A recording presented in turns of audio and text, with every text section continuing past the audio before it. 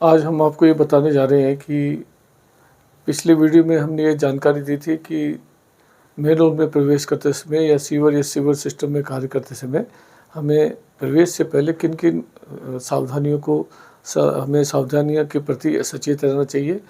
और उसी क्रम में हम आगे बढ़ाते हुए आज ये इस पे टॉपिक के डिस्कस करेंगे कि सीवर सिस्टम में सुरक्षात्मक उपाय, दुर्घटना, चोट, सीवर कार्य करते समय, यानी कि सीवर का कार्य करते समय हमें क्या क्या सुरक्षात्मक उपाय एवं किसी भी दुर्घटना या चोट को टालने के लिए हमें क्या क्या ऐसे सेफ्टी मेजर्स होने चाहिए, उनके बारे में हम आज चर्चा करने जा रहे हैं।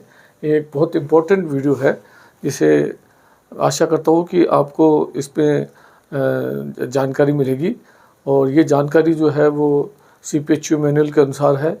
इसकी गाइडलाइन जो है बहुत इम्पोर्टेंट है। हम सीवर क्षेत्र में जो भी काम करते हैं और जो भी हमारे श्रमिक हैं, जो हमारे ओनर मैनेजर्स हैं, उनकी ड्यूटी बनती है कि वो इसको जो है वो आखिर तक जो हमारा कर्मचारी है या सफाई कर्मचारी है, जो श्रमिक है, उस तक पहुँचाएँ और उसको ट्रेन करें। इन सभी गाइडलाइनों के बारे में सचेत करें, जो कि हम CPHU मैनुअल से जो है वो उसके अनुसार बताने जा रहे हैं। और आशा करते हैं कि ये बहुत ही वीडियो आपके लिए बहुत ही यूज़फुल सिद्ध होगा। तो इसमें ये कहें कि सीवर सिस्टम में जब भी हम वो करते हैं, कार्य करते हैं, तो हमें काफ़ी सावधानियों को जो है वो बरतने की आवश्यकता होती है। तो मैं ये बताना चाहूँगा कि जो भी जब हम सीवर सिस्टम में काम करने जाते हैं तो हमें सुरक्षात्मक उपाय करने पड़ते हैं। जैसे सीवर के अंदर सैनिटेशन या सीवर से संबंधित सफाई कर्मचारी जो कि ऑपरेशन एंड मेंटेनेंस कार्य में कार्यरत हों, वह जैसे सीवर लाइन मेंटेनेंस है, सेप्टिक टैंक है, जिसके लिए वह केमिकल कॉन्टैक्ट, पैथोजेनिक बैक्टीरिया और ऑक्सीजन की कमी, हाइड्रोजन सल्फाइड, ज्वलनशील गैस से प्रभावित हो सकते हैं। इस संदर्भ में भारतीय संसद में भी इस पर विचार करते हुए सफाई कर्मचारियों के प्रति एक सर्विस वातावरण का एक बिल पारित किया गया था, जिसमें सफाई कर्मचारी के कार्य के दौरान होने वाले खतरों को या उनको ख़त्म किया जा सके और उसकी सुरक्षा निर्धारित की जा सके। इसके तहत मालिक को भी या एम्प्लॉयर को अपने अधीन सफाई कर्मचारी के सुरक्षात्मक उपाय और सुरक्षात्मक उपाय व विधि को सुनिश्चित करना होता है, जिससे सफाई कर्मी का जो जीवन जो है वो सुरक्षित हो सके। किसी भी लापरवाही से बचने के लिए सफाई कर्मी को पर्याप्त ट्रेनिंग एवं सुरक्षात्मक उपाय का संपूर्ण जानकारी होना बताया गया।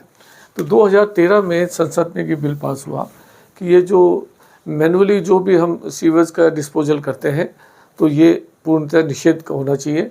और इस कार्य में जो भी श्रमिक लगे होते हैं, उनको जो है वो रिहेबिलिटेट करें, ताकि वो भी अपना जो है सम्मान से जीवन व्यतीत करें। तो सीवरेज योजना पर कार्यरत श्रमिक कार्यस्थल पे अपने कार्य के दौरान दुर्घटनाओं से ग्रसित हो सकते हैं और हो जाते हैं, जैसे ऑक्सीजन की कमी है, हाइड्रोजन सल्फाइड जहरीली गैस है, ज्वलनशील गैस है, मीथेन आदि। तो उसमें जो पाइपलाइन मैनहोल है, पाइपलाइन की जो सीमित स्थान के कारण खतरे होते हैं, और सीवरेज ट्रीटमेंट प्लांट एवं सीवरेज पंपिंग स्टेशन जहाँ घातक दुर्घटनाएं घटती हैं। और सीमित स्थान का मतलब ये होता है कि प्रवेश में बाहर निकलते समय थोड़ी परेशानी होना, बसल में खिंचाव होना, कैंपिंग होना, रोशनी का अभाव, वेंटिलेशन का अभाव आदि रहता है। जैसे जो भी मैनहोल वगैरह जो होते हैं, ये मैनहोल वगैरह जो होते हैं, इन मैनहोल में जो है वो रोशनी का अभाव होता है और ऑक्सीजन की कमी होती है। तो इनके चीज़ों से होने से क्या है कि श्रमिक को जो है खतरा हो जाता है। तो सीमित स्थान के कारण जो है वो जोखिम हो जाते हैं। दूसरा ये है कि ऑक्सीजन की कमी होना, जहरीली गैस और ज्वलनशील गैस का पाया जाना मानव जीवन के लिए खतरा है।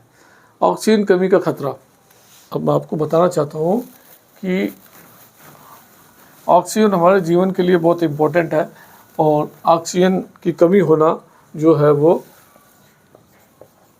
सबसे बड़ा खतरा है। ऑक्सीजन की कमी का खतरा, एक व्यक्ति का स्वास्थ्य जब तक सही रहता है, जब मैनुअल के कार्य के दौरान मैनुअल में ऑक्सीजन की कमी का खतरा, एक व्यक्ति का स्वास्थ्य जब तक सही रहता है जब तक मेनुअल में कार्य के दौरान मेनुअल में ऑक्सीजन का लेवल 19.5% रहता है। अगर 19.5% ऑक्सीजन का लेवल है तो सफाई कर्मी सुरक्षित रूप से काम कर सकता है।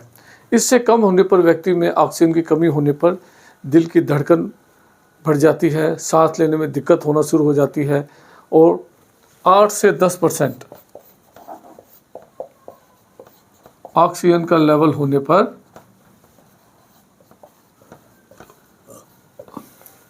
8 से 10% ऑक्सीजन का लेवल होने पर व्यक्ति बेहोश हो जाता है और इससे कम होने पर हृदयघात या हार्ट स्ट्रोक भी हो सकता है। तो ये ऑक्सीजन की कमी सफाई कर्मी के ऊपर कितना प्रभाव डालती है, उसकी कंसंट्रेशन या ऑक्सीजन का जो लेवल है वो एकदम सही होना चाहिए, यानी कि 19.5% से कम नहीं होना चाहिए। इससे कम होने पर श्रमिक की सुरक्षा जो है वो खतरे में पड़ जाती है और 8 से 10% होने पर तो वो अचेत भी हो सकता है और इससे कम होने पर उसको हार्ट स्ट्रोक वगैरह का भी, हृदयघात का भी खतरा हो सकता है।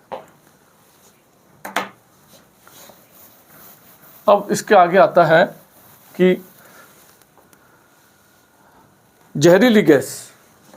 दूसरा है जहरीली गैस। जहरीली गैस जो है वो जैसे हाइड्रोजन सल्फाइड जो है ये जहरीली गैस पाई जाती है। यानी कि हाइड्रोजन सल्फाइड गैस एक अत्यधिक जहरीली गैस है।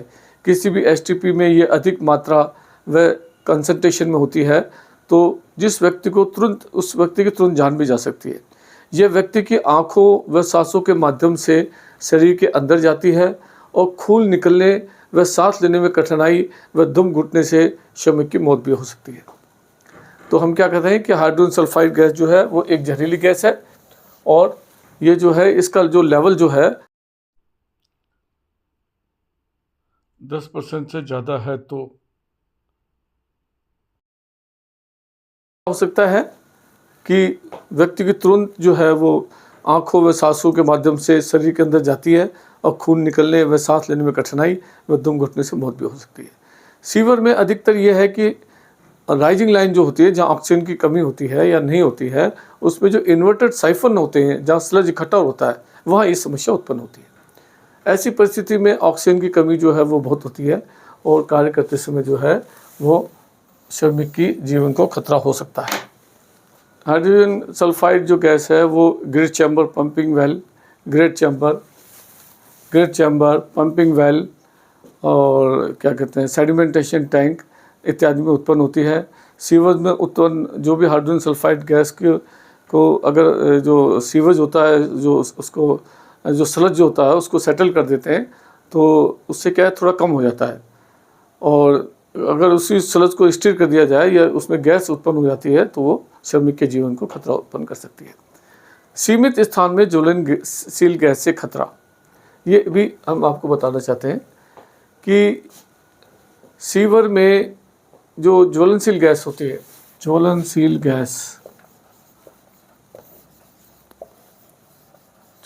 गैस जैसे मीथेन, ये सीवर सिस्टम में मिक्स होकर ज्वलनशील गैस हो जाती है। इसमें मीथेन की 5% मात्रा और गैसोलीन की 1.3 मात्रा विस्फोट का कारण बन जाती है। यानी कि मीथेन की अगर 5% मात्रा है तो ये खतरनाक है। और गैसोलीन जो होती है ये भी एक ज्वलनशील गैस है, 1.3% पे ही जो है खतरा उत्पन्न कर सकती है। गैसोलीन ज्वलनशील पदार्थ थिनर पानी की सतह पर तैरते हैं और रूम टेम्परेचर पर भी भाप बनकर उड़ते हैं, जिससे काफ़ी खतरा है। यदि गैसोलीन की मात्रा अधिक है तो सीवर में बड़े विस्फोट की संभावना रहती है। ऐसे स्थान पर जहाँ स्लग इकट्ठा होता है, जैसे सीवर में, जहाँ जहरीली एवं ज्वलनशील गैस बनने की संभावना रहती है। तो आज ये हमने इतना इसमें बताया है आपको। अब अगली बार में आपको जो है क्लोरीन से खतरे इत्यादि की जो है वो जानकारी दी जाएगी। आज आपने वीडियो इतना ध्यानपूर्वक सुना, इसके लिए आप सभी को धन्यवाद। और मैं ये बताना चाहता हूँ कि ये वीडियो जो है बहुत ही यूज़फुल वीडियो है और हमारे जो श्रमिक हैं, जो साइट पे काम करते हैं, उन लोगों के लिए बहुत महत्वपूर्ण है। हमारे जितने भी इंचार्ज जो होते हैं वाटर सप्लाई प्रोजेक्ट के, जो O&M मैनेजर्स कहलाते हैं, उन सभी की ड्यूटी है कि इस जानकारी को वीडियो के माध्यम से हमारे साइट पे कार्यरत श्रमिकों को इसकी जानकारी दें, उनको बताएं, ये वीडियो को सब्सक्राइब करावें, ताकि उनको जो है ये जो जानकारी जो है, महत्वपूर्ण जानकारी जो है, वो उन तक पहुंचाई जा सके, उनके जीवन को सुरक्षित किया जा सके, उनके स्वास्थ्य को भी सुरक्षित किया जा सके। ये बहुत महत्वपूर्ण बातें हैं। मैं आशा करता हूँ कि ये बातों को आप सभी लोग ध्यान में रखेंगे, जिससे हमारा जो साइट पे जो श्रमिक का जीवन है, जो कि अनमोल है, उसकी हम सुरक्षा कर सकें। Thank you.